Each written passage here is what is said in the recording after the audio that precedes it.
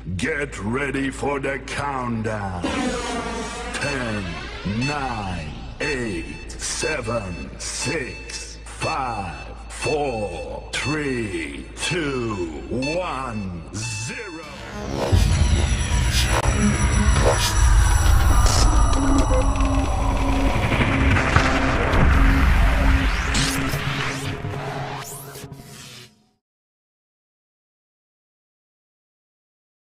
Oke, selamat malam semuanya. Di sini saya Irnawati akan membahas kasus 6,2 di bab 6 tentang kolusi di balik kasus pilot Manulife. Manulife sendiri adalah perusahaan asuransi jiwa terkemuka di Indonesia yang menawarkan berbagai produk asuransi jiwa untuk memenuhi kebutuhan finansial nasabahnya. Dan perusahaan ini pun juga telah berdiri sejak tahun 1985 dan telah menjadi salah satu pemain industri di perusahaan asuransi.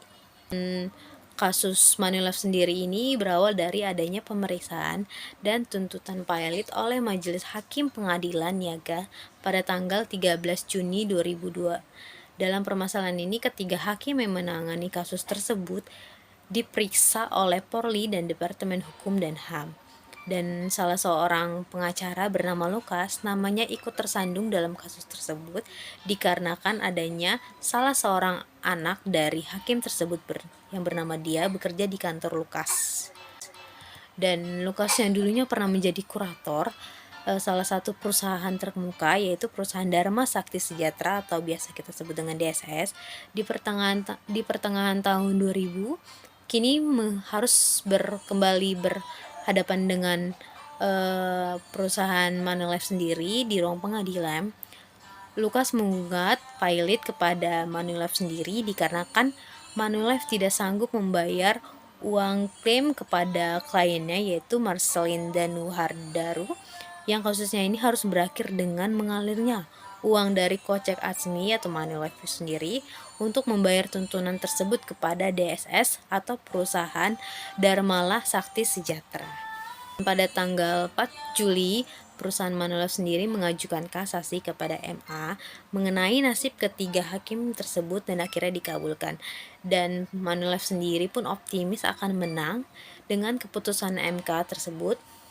Dan Ketua Umum Dewan Asuransi Indonesia atau biasa kita sebut DAI, Hotbonar Sinaga, menduga perusahaan Manulife sendiri akan tampil sebagai pemenang saat keputusan MA nantinya.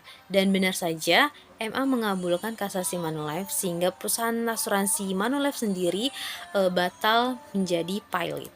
Ini saya akan menjawab pertanyaan dari kasus tersebut. Di pertanyaan 1 ada pertanyaannya, dalam kasus PT Atsmi tersebut yang dinyatakan pilot oleh hakim, apakah sudah sesuai dengan undang-undang kepilotan yang berlaku dan dasar PT Atsmi dapat dinyatakan pilot? Menurut saya sih sudah sesuai ya, karena dalam Undang-Undang Nomor 37 di tahun 2004 mengenai kepalitan dan penundaan kewajiban pembayaran utang atau disebut dengan PKPU atau juga dikenal dengan sebagai Undang-Undang Kepilotan, aturan tersebut menjelaskan bahwa pilot artinya pemilik utang debitur yaitu Manulife memiliki 2 atau lebih utang yang harus segera dibayarkan kepada si perusahaan DSS karena sudah jatuh tempo. Dan PT Manulife sendiri juga dinyatakan pilot karena setelah PT ini tidak dapat membayar, PT DSS itu melakukan gugatan kepada PT Manulife itu sendiri. Dan di pertanyaan kedua itu ada pertanyaannya mengenai upaya hukum apa yang dapat dilakukan oleh PT Atsmi atas keputusan pengadilan tersebut. Di pertanyaan kedua ini saya menjawab upaya yang pertama dilakukan oleh PT Asuransi Jiwa Manulife tersebut adalah mengajukan kasasi pada Mahkamah Agung di tanggal 19 Juni 2002 dan dengan optimis PT Jiwa Manulife ini akan menang dengan adanya pergantian kurator yang dikabulkan oleh Mahkamah Agung atau MA. Dan di pertanyaan yang ketiga itu ada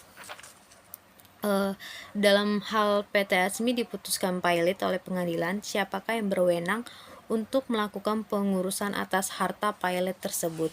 Di pertanyaan ketiga ini, dalam kasus PT Atsmi atau kita sering sebut asuransi jiwa Manulife Indonesia, pihak yang berwenang untuk melakukan pengurusan harta atas PT itu sendiri adalah seorang kurator di bawah pengawasan hakim pengawasan sesuai dengan Undang-Undang di nomor 37 di tahun 2004 tentang kepilotan, dan di undang-undang ini juga menyebutkan kepilotan ini sita umum atas semua kekayaan debitur pilot yang pengurusan dan pembayarannya dilakukan oleh kurator. Sekian presentasi dari saya. Bila ada salah kata-kata, saya ucapkan mohon maaf. Terima kasih.